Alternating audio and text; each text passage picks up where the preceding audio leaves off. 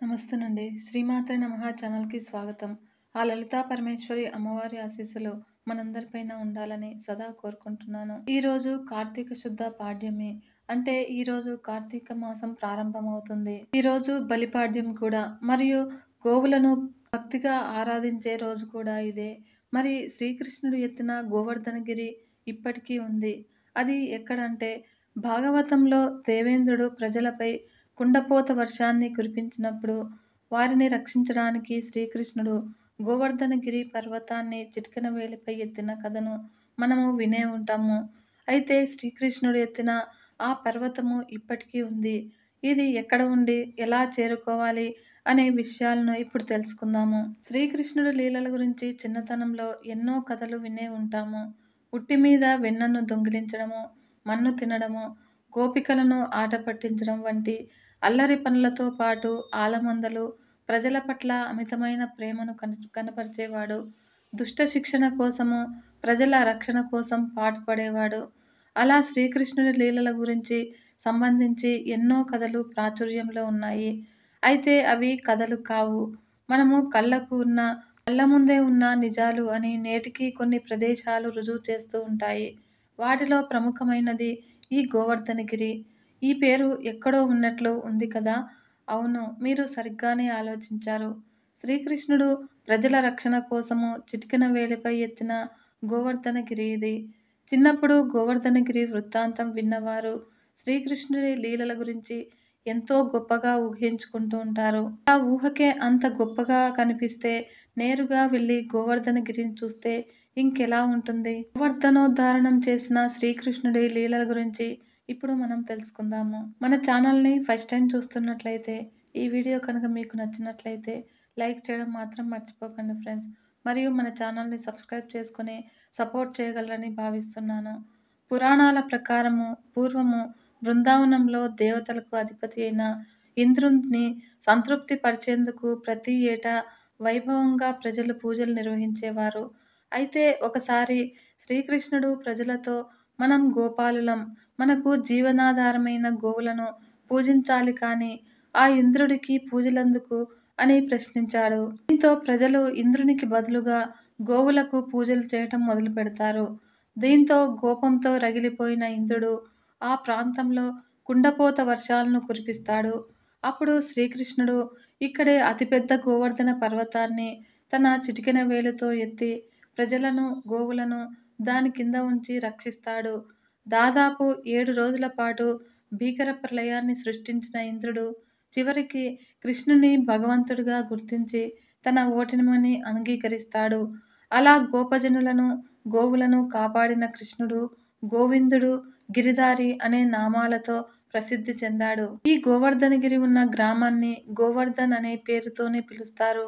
ఈ గోవర్ధన పర్వతం వద్ద చిన్న గోవర్ధన మందిరం ఉంటుంది. ఇక్కడ ప్రజలు శ్రీకృష్ణుని దర్శించుకొని గోవర్ధనగిరి ప్రదక్షిణానికి బయలుదేరతారు. ఈ గిరి చుట్టూ ప్రదక్షిణ చేయడము సాక్షాత్తు శ్రీకృష్ణుడి చుట్టూ ప్రదక్షిణ చేసినట్లుగా భక్తులు భావిస్తారు.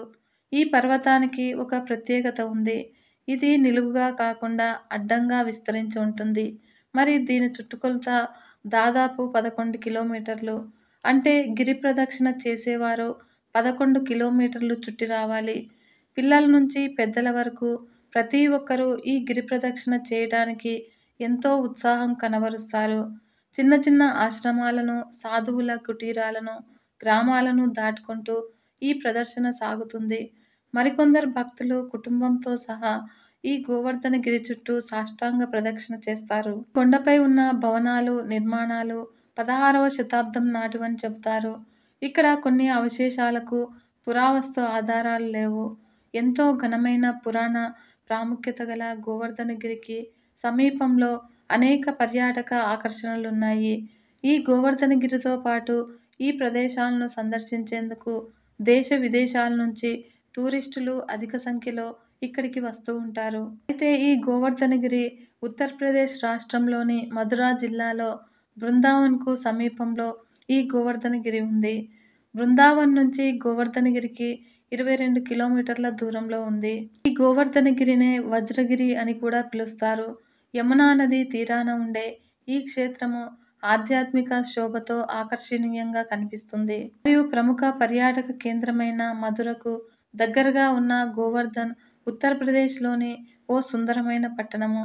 ఇక్కడికి అన్ని రవాణా మార్గాల ద్వారా సులభంగా చేరుకోవచ్చును. పంచభూత శివలింగాల గురించి ఇప్పుడు తెలుసుకుందాము. సకల ప్రాణకోటికి ఆధారము పంచభూతాలైన గాలి, నీరు, అగ్ని, వాయువు, ఆకాశము అని అంటూ ఉంటారు. ఆ పంచభూతాలకు ప్రతిరూపంగా మన దేశంలో పరమేశ్వరుడి పంచభూత శివలింగాలను పూజిస్తూ ఉంటారు. మన హిందూ సంస్కృతిలో పరమేశ్వరుణ్ణి లింగ రూపంలో భక్తులు పూజిస్తారనే విషయము మన అందరికీ తెలిసిందే. ముఖ్యంగా దక్షిణ భారతదేశంలో పరమశివుడికి సంబంధించి ఎన్నో మహిమాన్వితమైన క్షేత్రాలు ఉన్నాయి. వాటిలో ప్రముఖంగా చెప్పుకోదగ్గవి పంచభూత శివలింగాలు. వీటిలో 4 దేవాలయాలు తమిళనాడు రాష్ట్రంలో ఉండగా ఒక దేవాలయము ఆంధ్రప్రదేశ్ రాష్ట్రంలో ఉంది. ముఖ్యంగా కార్తీక మాసంలో పరమేశ్వరుడి దివ్యక్షేత్రాలను సందర్శించేందుకు భక్తులు అధిక ప్రాధాన్యతనిస్తారు. వనభోజనాలు చేసేందుకు వివిధ పుణ్యక్షేత్రాలకు వెళుతూ ఉంటారు. కాబట్టి తీర్థయాత్ర పర్యటనల్లో పంచభూత శివలింగాల దర్శనను ఓ భాగంగా ఉంటుంది. లయకారకుడైన శివుని పంచభూత శివలింగాల యొక్క ప్రాముఖ్యత ఏంటి, ఈ క్షేత్రాల ప్రత్యేకతలు ఏమిటి అనే విషయాల గురించి ఇప్పుడు తెలుసుకుందాము. మొదటిది ఆకాశలింగము. పరమేశ్వరుని అతి పవిత్రమైన పంచభూత శివలింగాల్లో ఆకాశలింగం ఒకటి. ఆకాశతత్వానికి ప్రతీకగా ఇక్కడి శివలింగాన్ని పూజిస్తూ ఉంటారు. ఈ ఆలయంలో 9 గోపురాలు ఉంటాయి. వీటిని మనిషిలోని నవరంధ్రాలకు ప్రతీకగా చెబుతారు. ఇది 40 ఎకరాల విస్తీర్ణంలో ఉన్న ఈ ఆలయము శైవ, విష్ణు భక్తులకు ఎంతో ప్రత్యేకమైనది. ఈ ప్రాచీన దేవాలయము శివుని నటరాజ స్వరూపంతో పాటు గోవిందరాజ పెరుమాళ్లకు సంబంధించినది. ఇక్కడ పరమశివుడు 3 రూపాల్లో దర్శనమిస్తాడు. శివుడి శాస్త్రీయ రూపమైన లింగానికి భిన్నంగా ఇక్కడ స్వర్ణాలంకార భూషితుడైన నటరాజస్వామి రూపంలో పరమశివుడు ఉంటాడు. చంద్రమౌళేశ్వర స్ఫటికలింగము. రూపం లేని దైవ సాన్నిధ్యం అనే రూపాల్లోనూ పరమేశ్వరుడు దర్శనమిస్తారు. పరమేశ్వరుని 3వ రూపాన్నే చిదంబర రహస్యం అని అంటారు. ఈ ప్రదేశాన్ని యంత్రము, చిత్రం కలిగిన తెరతో కప్పబడి ఉంచుతారు. దీని వెనుక ఎలాంటి ఆకారం లేని శూన్యం మాత్రమే ఉంటుంది. దీనినే ఆకాశతత్వానికి ప్రతీకగా భావిస్తారు. మరి తెరను తొలగించినప్పుడు బంగారు బిల్వపత్రాల వరుసలు స్వామి సమక్షాన్ని సూచిస్తాయి. తెరకు బయట వైపు ఉండే నలుపు అజ్ఞానాన్ని, లోపల వైపు ఉండే ఎరుపు జ్ఞానాన్ని సూచిస్తుంది. రెండవది పృథ్వీలింగము. కంచిలో ఉన్న ఏకాంబరేశ్వర శివలింగము భూమిని సూచిస్తుంది. ఈ ఆలయానికి 4 వైపులా 4 గాలి గోపురాలు ఉంటాయి. భారతదేశంలోని అతిపెద్ద గాలి గోపురాలు గల ఆలయాల్లో ఇది కూడా ఒకటి. మరి ఆలయం లోపల స్తంభాల నిర్మాణంతో పాటు 108 శివలింగాలు ప్రతిష్ఠించబడ్డాయి. ఇక్కడ 3500 సంవత్సరాల వయస్సు గల మామిడి వృక్షం కూడా ఉంది. సంతానం లేని దంపతులు ఈ చెట్టు కింద నిలబడి కింద పడే పండును పట్టుకొని తింటే సంతానం కలుగుతుందని ఇక్కడి వారు నమ్ముతారు. తామ్ర అంటే మామిడి అని అర్థము. మామిడి చెట్టు కింద వెలిసిన దైవం కాబట్టి ఇక్కడి శివలింగాన్ని ఏకాంబరేశ్వర శివలింగంగా కొలుస్తారు. మూడవది అగ్నిలింగము. తమిళనాడు రాష్ట్రంలోని అన్నామలై లేదా అరుణాచలం క్షేత్రంలో ఉంది. పంచభూతాలలోని అగ్నిభూతానికి ఇది ప్రతీక. అరుణ అంటే ఎర్రని, అచలము అంటే కొండ అని అర్థము. దీన్ని బట్టి ఈ క్షేత్రానికి అరుణాచలము అనే పేరు వచ్చింది. కేవలము స్మరణంతోనే ముక్తిని ప్రసాదించే ప్రదేశంగా భక్తులు ఈ క్షేత్రాన్ని నమ్ముతారు. అరుణాచలం కొండ చుట్టూ ప్రదక్షిణ చేస్తే సాక్షాత్తు ఆ పరమశివుని చుట్టూ ప్రదక్షిణ చేసినట్లే అని మన పురాణాలు చెబుతున్నాయి. మరి వేద పురాణాల్లో ఈ క్షేత్రానికి ఎంతో ప్రాధాన్యత ఉంది. శివాజ్ఞతో విశ్వకర్మ ఈ అరుణాచలేశ్వర దేవాలయాన్ని నిర్మించినట్లు కథనము. అయితే అక్కడ జరగాల్సిన క్రతువులు గౌతమ మహర్షిచే ఏర్పాటు చేయబడినట్లు అరుణాచల మహత్యం ద్వారా తెలుస్తుంది. నాలుగవది జలలింగము. తమిళనాడు రాష్ట్రంలోని తిరుచికి 11 కిలోమీటర్ల దూరంలో జంబుకేశ్వర ఆలయం ఉంటుంది. ఈ ఆలయానికి ఇమేవకాయ్, తిరువనైకాల్ అనే పేర్లు కూడా ఉన్నాయి. పూర్వము ఇక్కడ జంబు వృక్షాలు అధికంగా ఉండడం వలన ఏనుగుల చేత పూజలందుకుంటున్న క్షేత్రము కావడం వలన ఈ ప్రదేశానికి జంబుకేశ్వరంగా పేరు వచ్చింది. ఈ దేవాలయము 5 ఎకరాల విస్తీర్ణంలో ఎత్తైన 7 గోపురాలతో నిర్మించబడి ఉంటుంది. ఇక్కడ జంబుకేశ్వర లింగము పశ్చిమ ముఖంగా ఉంటుంది. నీటితో నిర్మితమైన ఈ లింగం నుంచి పానవట్టం నుంచి నిరంతరము నీరు ఊరుతూ ఉంటుంది. అందుకే పానవట్టంపై ఓ వస్త్రాన్ని కప్పుతారు.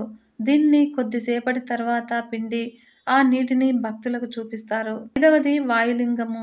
ఆంధ్రప్రదేశ్లోని చిత్తూరు జిల్లాలో స్వర్ణముఖి నది తూర్పు ఒడ్డున శ్రీకాళహస్తి క్షేత్రం ఉంది. ఇక్కడి శివలింగాన్ని వాయుభూతానికి ప్రతీకగా కొలుస్తారు. దీనికి నిదర్శనంగా భక్తులు ఆలయ గర్భగుడిలో ఓ అద్భుతాన్ని వీక్షించవచ్చును. మరియు కర్పూరలింగంగా పిలిచే ఈ శివలింగం చుట్టూ అనేక దీపాలు నిశ్చలంగా ఉంటాయి. కానీ స్వామివారి ఎదుట ఉండే దీపం మాత్రము ఎప్పుడూ రెపరెపలాడుతూ కనిపిస్తూ ఉంది. అందుకే ఈ లింగాన్ని ప్రాణవాయు లింగంగా పూజిస్తూ ఉంటారు. స్వామివారి ఉచ్ఛ్వాస నిశ్వాసల కారణంగానే ఇది జరుగుతుందని, ఇక్కడి శివలింగానికి ప్రాణం ఉందని భక్తులు విశ్వసిస్తూ ఉంటారు. అందుకే ప్రపంచంలోనే ప్రాణం ఉన్న శివలింగ క్షేత్రంగా శ్రీకాళహస్తికి ప్రత్యేక గుర్తింపు ఉంది. అంతేకాకుండా భారతదేశంలోని పంచభూత లింగాలలో ఒకటిగా ప్రసిద్ధి చెందిన వాయులింగం ఒకటి ఆంధ్రప్రదేశ్ రాష్ట్రంలోనే ఉంది. ఈ క్షేత్రంలో పరమేశ్వరుడు స్వయంగా కొలువుదీరి ఉంటాడని, దీనికి నిదర్శనము ఈ లింగానికి ప్రాణం ఉండడమే అని అంటూ ఉంటారు. స్థితి లయకారకుడైన పరమేశ్వరుడికి అఖండ భారతదేశంలో అనేక దేవాలయాలు ఉన్నాయి. ఒక్కో క్షేత్రంలో శివలింగానికి ఒక్కో ప్రాముఖ్యత ఉంటుంది. వీటన్నింటిలో ద్వాదశ జ్యోతిర్లింగాల్లో ఒకటైన కాశీ క్షేత్రానికి అక్కడ లింగం రూపంలో కొలువైన విశ్వనాథుణ్ణి అత్యంత మహిమాన్వితంగా భావిస్తారు. కానీ ఆ క్షేత్రము కంటే కూడా మహిమగల ప్రదేశంగా ఓ క్షేత్రాన్ని భావిస్తూ ఉంటారు. అదే దక్షిణ కైలాసంగా పిలువబడే శ్రీకాళహస్తి క్షేత్రము. ఆంధ్రప్రదేశ్ రాష్ట్రంలోని చిత్తూరు జిల్లాలో స్వర్ణముఖి నదికి తూర్పు ఒడ్డున శ్రీకాళహస్తి దేవాలయం ఉంది. భారతదేశంలోనే అత్యంత ప్రాచీనమైన పంచభూత శివలింగాల్లో 4వది అయిన వాయులింగం ఇక్కడ పూజలందుకుంటూ ఉంది. అద్భుతమైన భారతీయ వాస్తుకళకు ఈ ఆలయం నిర్మాణ శైలి అద్దం పడుతుంది. మరియు శ్రీకృష్ణదేవరాయల కాలంలో నిర్మించిన గాలి గోపురము, చెక్కుచెదరని రీతిలో కనిపించే 1000 కాళ్ల మండపాలు ఆలయంలో ప్రధాన ఆకర్షణలు. కలంకారీ కళకు శ్రీకాళహస్తి పెట్టింది పేరు. శ్రీకాళహస్తిలో గర్భగుడిలో కొలువై ఉన్న లింగానికి ఎన్నో ప్రత్యేకతలు ఉన్నాయి. ఈ శివలింగాన్ని ప్రాణంగల శివలింగంగా భక్తులు విశ్వసిస్తూ ఉంటారు. దీనికి ఓ ప్రత్యేక కారణం కూడా ఉంది. ఆలయంలో గర్భగుడిలో ఉండే అన్ని దీపాలు నిశ్చలంగా ఉన్న శివలింగం ఎదురుగా ఉండే అఖండ జ్యోతి మాత్రము ఎప్పుడూ రెపరెపలాడుతూ ఉంటుంది. వాయులింగంగా కొలువైన స్వామివారి ఉచ్ఛ్వాస నిశ్వాసల గాలి కారణంగా దీపము ఎల్లప్పుడూ రెపరెపలాడుతుందని నమ్ముతూ ఉంటారు. అంతేకాకుండా ఈ శివలింగానికి మరో ప్రత్యేకత కూడా ఉంది. దేశంలోని అన్ని ప్రముఖ శైవ క్షేత్రాల్లో శివలింగానికి అర్చనలు, అభిషేకాలు చేస్తూ ఉంటారు. కొన్ని చోట్ల భక్తులకు కూడా ఆ అవకాశం ఉంటుంది. కానీ ఇక్కడ శివలింగాన్ని మాత్రము అర్చకులతో సహా ఎవరూ కూడా తాకరు. ప్రాణవాయులింగంగా పూజలందుకొనే ఈ లింగము తెల్లని వర్ణంలో ప్రకాశిస్తూ కనిపిస్తుంది. అందుచేత శ్రీకాళహస్తీశ్వరుణ్ణి కర్పూర లింగంగా కూడా పిలుస్తూ ఉంటారు. నవగ్రహ కవచంతో ఉండే ఈ శివలింగాన్ని ప్రతిరోజు పచ్చకర్పూరంతో అర్చకులు తాకకుండానే అభిషేకిస్తూ ఉంటారు. అసలు శ్రీకాళహస్తి అనే పేరుకు ఎందుకు ఆ పేరు వచ్చింది అంటే ఇప్పుడు తెలుసుకుందాము. శ్రీ అంటే సాలీడు, కాళము అంటే సర్పము, హస్తి అంటే ఏనుగు. ఈ 3 మూగజీవుల చేత పూజలందుకుంటున్న కారణంగా ఈ క్షేత్రానికి శ్రీకాళహస్తి అనే పేరు వచ్చినట్లు పురాణ కథనము. సాలెపురుగు, పాము, ఏనుగుల ఆత్మలను తనలో విలీనం చేసుకుని స్వామి స్వయంభువుగా ఇక్కడ కొలువై ఉన్నట్లు చెబుతారు. అంతేకాకుండా ఈ క్షేత్రానికి దక్షిణ కైలాసము, అద్యోముక్తి క్షేత్రము, శివానందైక నిలయము, సత్యమహా భాస్కర క్షేత్రము అనే వివిధ పేర్లు కూడా ఉన్నాయి. ఇక్కడ అమ్మవారు జ్ఞాన ప్రసూనాంబ తూర్పు ముఖంగా, స్వామివారు శ్రీకాళహస్తీశ్వరుడు పశ్చిమాభిముఖంగా దర్శనమిస్తారు. గణపతి ఉత్తర దిక్కుగా, దక్షిణామూర్తి దక్షిణ దిక్కుగా ఉంటారు. ఆలయంలో తూర్పు ద్వారం గుండా ప్రవేశించి మొదట పాతాళ వినాయకుణ్ణి దర్శించుకొని ఆ తరువాత శ్రీకాళహస్తీశ్వరుణ్ణి భక్తులు దర్శించుకుంటారు. పాతాళ గణపతితో పాటు ఈ క్షేత్రంలో వల్లభ గణపతి, మహాలక్ష్మి గణపతి, సహస్రలింగేశ్వర దేవాలయాలు కూడా ఇక్కడ కనిపిస్తాయి. దేశంలోని అతి పురాతనమైన క్షేత్రాల్లో ఒకటైన ఈ దేవాలయంలో నిర్మాణ శైలి నుంచి మూల విరాట్ వరకు అడుగడుగునా ఆసక్తికర విషయాలు దాగి ఉన్నాయి. అయితే సాధారణంగా భక్తుడు ఎప్పుడూ భగవంతుని పాదాల చెంతనే ఉంటాడు. కానీ శ్రీకాళహస్తిలో ఇది భిన్నంగా కనిపిస్తుంది. పరమేశ్వరుడి పరమ భక్తుడైన కన్నప్పకు కొండపైన దేవాలయం ఉంటే, శ్రీకాళహస్తీశ్వరుడికి పాదాల కింద ఆలయం ఉంటుంది.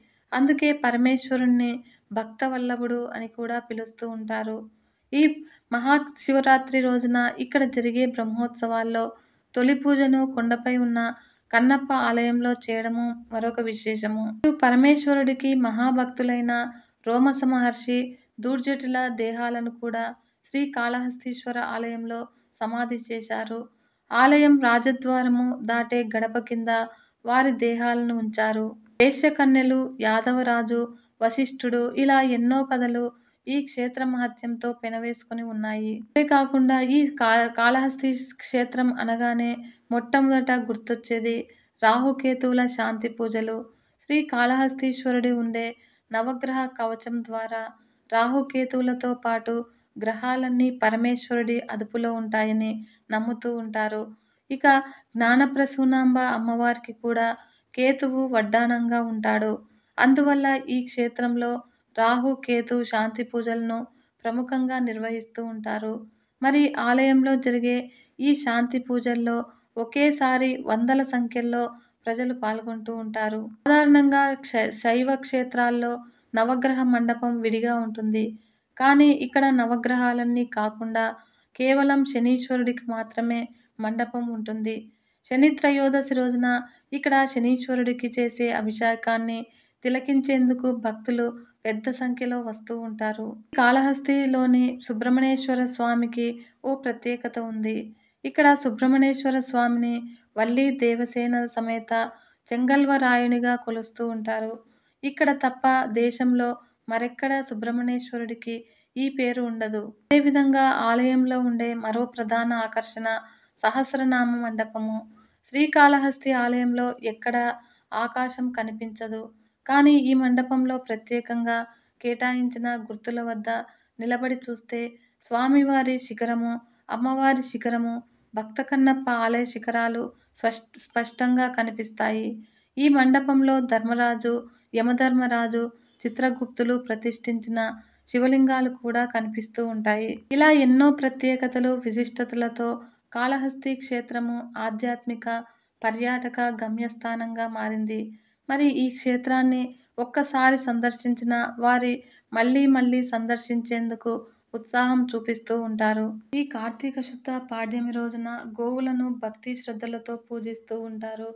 మరి ఆ గోవు గురించి ఒక చక్కటి కథను గురించి ఇప్పుడు మనం తెలుసుకుందాము. అనగనగా ఒక ఊర్లో చిత్తయ్య అనే ఒక రైతు ఉండేవాడు. అతని దగ్గర ఆవులను మేపుతూ వ్యవసాయం చేస్తూ జీవనం సాగిస్తూ ఉండేవాడు. చిత్తయ్య దగ్గర పుణ్యకోటి అనే ఆవు కూడా ఉండేది. వర్షాలు కురవక వ్యవసాయము చాలా కష్టంగా మారడంతో చిత్తయ్య తన దగ్గర ఉన్న గోవులను అమ్మాలని అనుకుంటాడు. అప్పుడు గోవులను కొని చంపి అమ్మే వ్యక్తి వచ్చి ఆ ఆవులను కొనాలని అనుకుంటాడు. ఇక ఆ ఆవుల మందను తీసుకువెళ్ళిన అతను పుణ్యకోటిని చంపి అమ్మడానికి సిద్ధమవుతాడు. అలా వాడు ఒక పెద్ద కత్తి తీసుకుని గోవును చంపడానికి వచ్చినప్పుడు ఆ గోవు వానిని చూసి నవ్వింది. దాన్ని చూసి "ఎందుకు నవ్వుతున్నావు? చావంటే నీకు అంత ఇష్టమా? భయం లేదా?" అంటూ అడిగాడు. అప్పుడు పుణ్యకోటి ఇలా చెప్పింది: "నేను ఎప్పుడూ మాంసాన్ని తినలేదు. అయినా నా చావు ఇంత ఘోరంగా ఉండబోతోంది.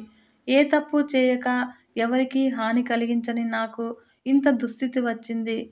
అలాంటి నువ్వు నన్ను చంపి నా మాంసాన్ని తినే నీ చావు ఇంకా ఎంత ఘోరంగా ఉంటుందో అని ఆలోచించి నేను నవ్వాను అని అంటుంది. పాలిచ్చి మిమ్మల్ని పెంచాను. మీ పిల్లలకు పాలిస్తున్నాను. కానీ నేను తినేది మాత్రము గడ్డి, కుళ్ళిపోయిన ఆకుకూరలు, ఎండిపోయిన గడ్డిని తిని మీకు స్వచ్ఛమైన పాలను ఇచ్చాను. ఆ పాలలో వెన్న చేసుకున్నవారు, వెన్నతో నెయ్యి చేసుకున్నవారు, నా పేడతో పిడకలు చేసుకొని వంటకు కూడా వాడుతున్నారు. అలాగే నా పేడతో ఎరువు తయారు చేసి పంటలు పండించుకుంటున్నారు. పేడతో గోబర్ గ్యాస్ తయారు చేసుకొని మీ ఇంటిని చీకటి నుంచి వెలుగులోకి తీసుకొచ్చున్నారు. అలాగే అగ్నికి ఏ పదార్థాన్ని ఆహుతిచ్చినా అది కార్బన్ డయాక్సైడ్‌ని, ఇతర హానికర కాలుష్యకారక పదార్థాలను విడుదల చేస్తుంది. కానీ ఆవు నెయ్యిని అగ్నికి ఆహుతినిస్తే 10 గ్రాముల ఆవు నెయ్యి 1 టన్ను ఆక్సిజన్‌ను ఉత్పత్తి చేస్తుంది. అలాంటి మమ్మల్ని మీరు ఇంత ఘోరంగా చంపుతున్నారు. నా పాల నుంచి వచ్చిన శక్తితోనే నన్ను చంపడానికి ఆయుధాన్ని ఎత్తగలిగావు. ఆ ఆయుధాన్ని ఎత్తే శక్తి నీకు వచ్చింది నా పాల నుంచే. నా వల్ల బాగా సంపాదించి ఇల్లు కట్టుకున్నావు. కానీ నన్ను మాత్రము ఒక గుడిసెలోనే ఉంచావు. నిన్ను నీ కన్నతల్లి కంటే నేనే ఎక్కువగా ఆసరాగా నిలిచాను. నాకు ఇంత పెద్ద శిక్ష వేస్తున్నా నీ సంగతి ఏమవుతుంది? నా సంతతిని, నా జాతిని ఇలా మీరు చంపుతూ పోతే ఉంటే నీకు, మీ ముందు తరాలకు మేము సేవ చేసుకునే భాగ్యం ఉండదేమో. మాకే భవిష్యత్తులో మా ఉనికియే లేనప్పుడు మీకెక్కడి మనుగడ? అందుకే మీ భవిష్యత్తును గురించి ఆలోచించి నేను నవ్వాను అని పుణ్యకోటి చెప్పింది. ఆ పుణ్యకోటి చెప్పిన మాటలు విన్న కసాయివాడికి బుద్ధి వచ్చి అలా చేయడం మానుకున్నాడు. అందుకే గోహింస మహాపాపము. గోమాతను కాపాడడము మన బాధ్యత. అందుకే గోవును మన హిందూ సంప్రదాయాల్లో సకల దేవతలకు నిలయమై అంటూ పూజిస్తూ ఉంటారు. సర్వే జనా సుఖినో భవంతు. లోకా సమస్త సన్మంగళాని భవంతు. నమస్తే.